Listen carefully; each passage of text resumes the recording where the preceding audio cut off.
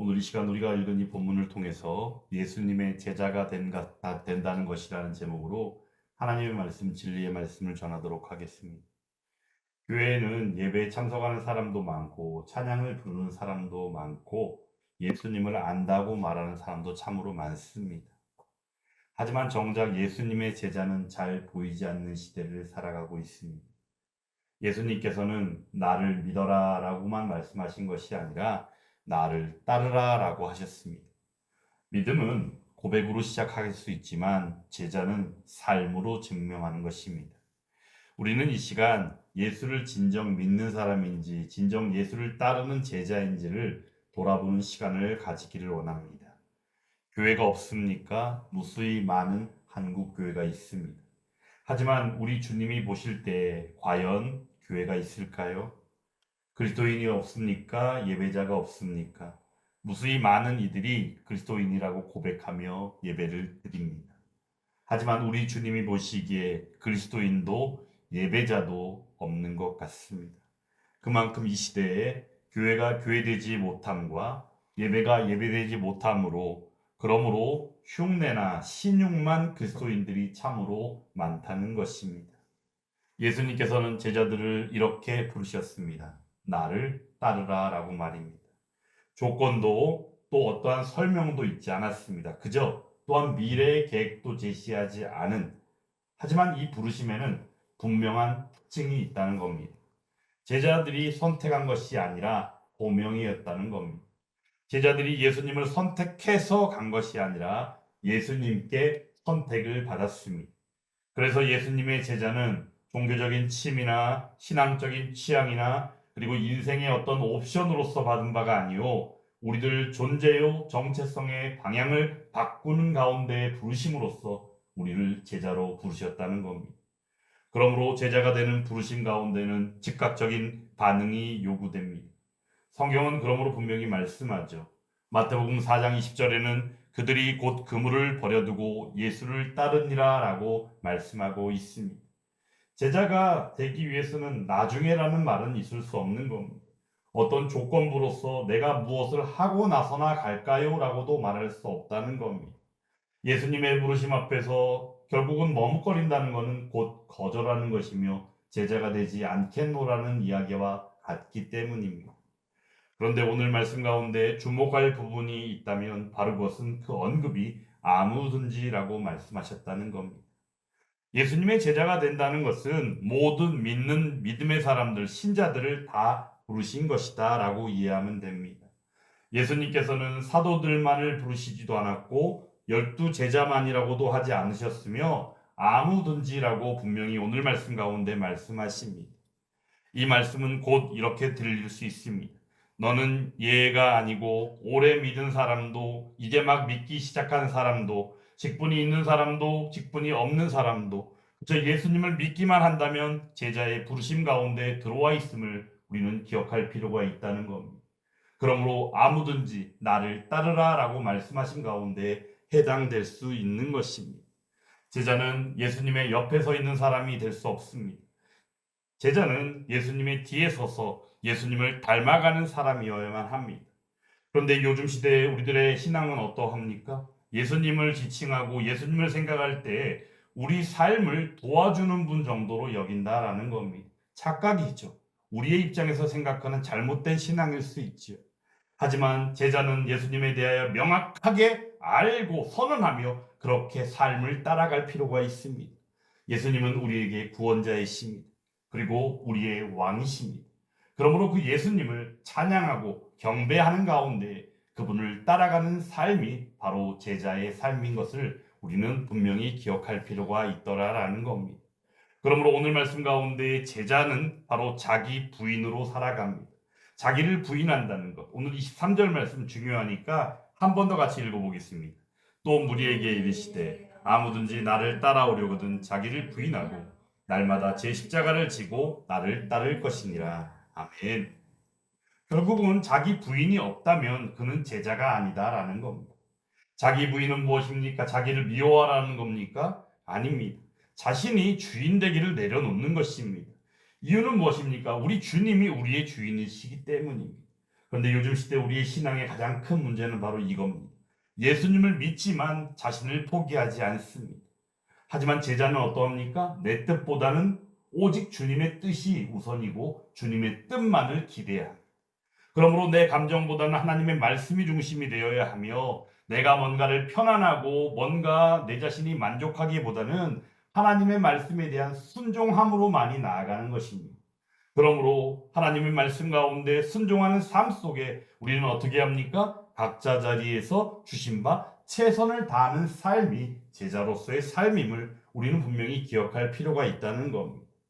그런 가운데 자기 십자가를 지라고 말씀하시죠.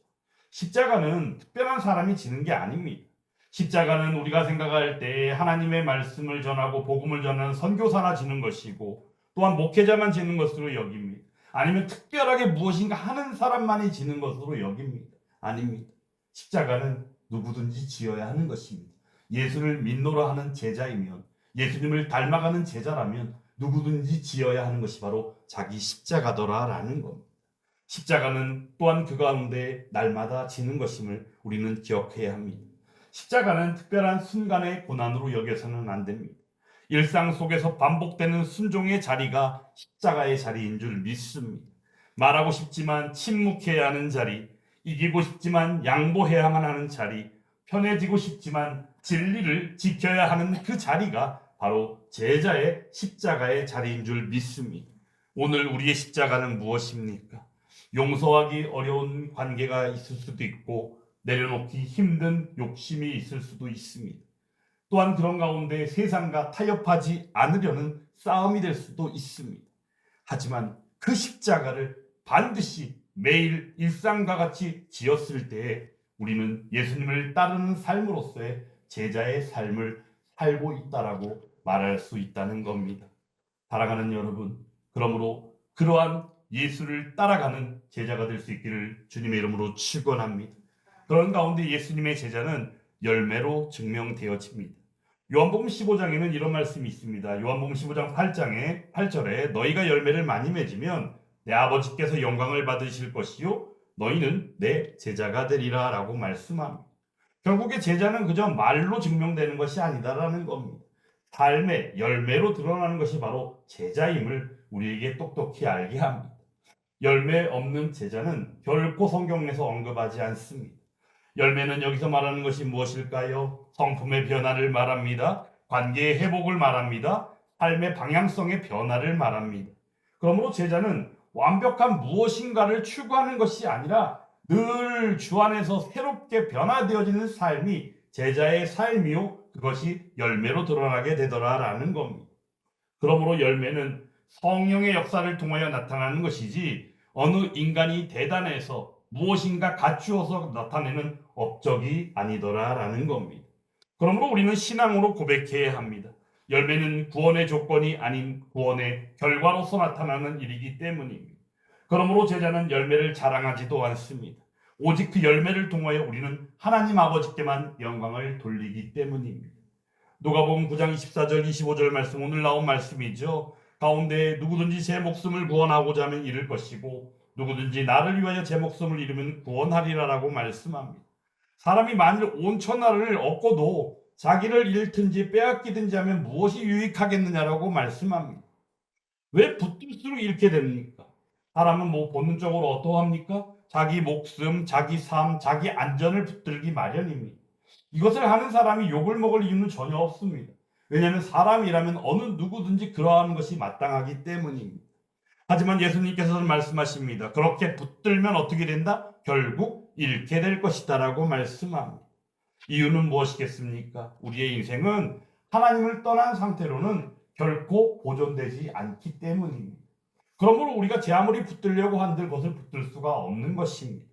그리고 또한 내려놓을 때 얻는다라고 말씀하죠. 너무나도 역설적인 이야기가 아닙니까? 우리가 생각했을 때 그것을 잡아야지만이 얻는 것이 아니겠습니까? 그런데 내려놓을 때 그것을 얻는다라고 말씀합니다. 나를 위하여 목숨을 잃으면 이 말은 순교하는 것만 우리가 생각하게 되는데 순교하는 것만을 이야기하는 것이 아닙니다. 오직 우리의 구원자 예수님을 위하여 자기의 주권을 다 내려놓는 삶을 말한다는 겁니다.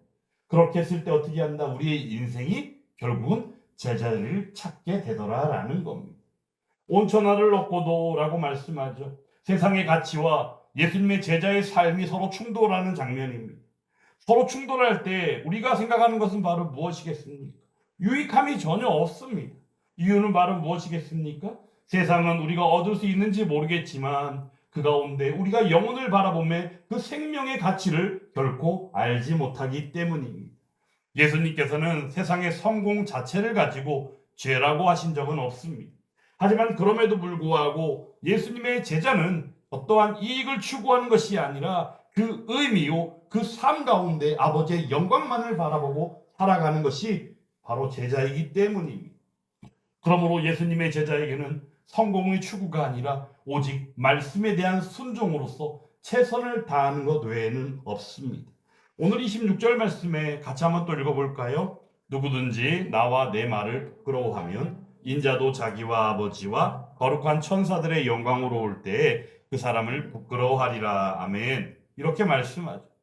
신앙은 개인적일 수 있습니다. 하지만 예수님의 제자는 결코 은밀하지 않다는 겁니다. 제자는 삶으로 예수님을 드러내기 때문입니다. 그러므로 그것은 어떻게 나타납니까? 영광을 바라보는 삶으로 나아가게 되더라라는 겁니다. 예수님께서 이유는 십자가만 말씀하신 것이 아니로 반드시 영광을 함께 말씀하셨기 때문에 우리는 그렇게 영광으로 나아가는 삶으로 가게 되더라라는 겁니다. 그러므로 예수님의 제자는 지금 당장 보이는 손해가 있다 할지라도 그것을 감수하며 오직 우리에게 다가올 영광을 보고 살아가는 사람이 바로 예수님의 제자입니다. 예수님의 제자가 된다는 것은 완벽해지는 것이 결코 아닙니다. 하지만 분명한 방향이 있습니다. 자기를 부인하되 주님을 붙들고 십자가를 지되 영광을 바라보며 그렇게 나아가는 이가 바로 예수님의 제자더라라는 것. 그리고 또한 세상을 살지만 영혼을 바라볼 수도 있는 눈과 귀가 열려져 하나님의 그 주신 바 은혜 가운데 예수님을 닮아가는 삶을 추구하는 이가 예수님의 제자이다라는 겁니다. 주님은 우리에게 지금 다시 말씀하고 계십니다. 너는 나를 따라오겠느냐라고 말씀하십니다. 이 시간 이 질문에 우리가 답을 할 수 있기 원합니다. 우리의 답은 오직 한 가지입니다.